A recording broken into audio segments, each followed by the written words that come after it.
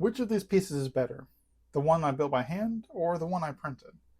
At first, that sounds like a question about craftsmanship, but I think the better question is, who is this train actually for, and do they even care how it was made? I know I've built this channel around the craft itself. I take raw materials and slowly turn them into something that can inspire imagination and creativity. And I bring you along for that journey. And I genuinely love designing, cutting, assembling, and solving problems as I work. I love watching ideas slowly take shape until it becomes something real that I can hold in my own hands. And that part of the hobby is not going anywhere. But I eventually had to ask myself, is it more important that I make everything by hand because the process satisfies me, or that I use the tools available to spend more time doing the things that actually help me tell better stories? Now, I recently asked all of you what role 3D printing should play in train building. 85% believe that it had some place in the hobby, and half of everyone who voted said anything that gets train onto the table is worthwhile. And that surprised me at first, but maybe it shouldn't have. Part of what I love about scratch-built terrain is the amount of control it gives me. I can change the shape, scale, and texture as I work. If something doesn't look right, I can adjust it. If I suddenly have a better idea, I can take the entire build in a whole other direction. Those small flaws and imperfections also capture a human element that is difficult to reproduce. They show where I improvised, where I solved the problem, and where the build refused to cooperate with the original plan. And there's also a satisfaction that comes from seeing the progression of each project, and knowing that my skills have grown from one build to the next. The final piece carries part of that journey along with it. Then I get to place that creation in front of my players and see it through their perspectives.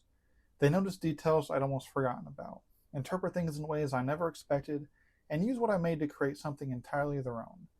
That experience is difficult to put into words, and it's one of the biggest reasons I continue building terrain by hand. But there are also things I genuinely love about 3D printing. It gives me accuracy, consistency, and access to details that might otherwise take hours to make. Now, printing is not always faster from beginning to end.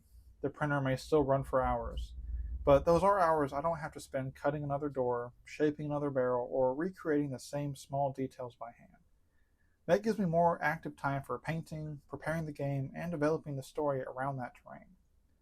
So the question stopped being whether I could make something by hand, and the better question became which details are actually worth pouring myself into.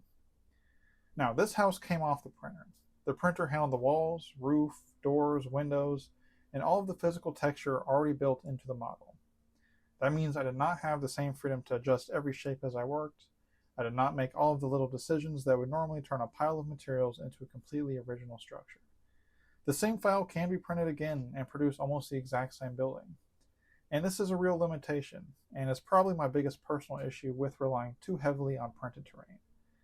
But the output that comes off the printer is not the finished story. I still choose the color palette and the materials I want the building to represent. I decide where age, damage, and dirt appear. I decide which details deserve attention, where this house belongs in my world, and what the finished piece communicates to the people interacting with it. A printer can reproduce the shape and texture, but it cannot decide who lived there. It can't decide what happened to this place, why it has been abandoned, or how it belongs in the world around it. Those choices still belong to us. Now, for me, the most natural answer is a hybrid approach. I usually prefer building the main structure myself because that is part of the process that I enjoy the most. But I don't need to make every door, window, barrel, and tiny piece of scattered terrain by hand. Printing those details allows me to preserve my enthusiasm for the parts I genuinely love. It keeps me from spending so much time on the repetitive work that I lose interest before the project is ever finished.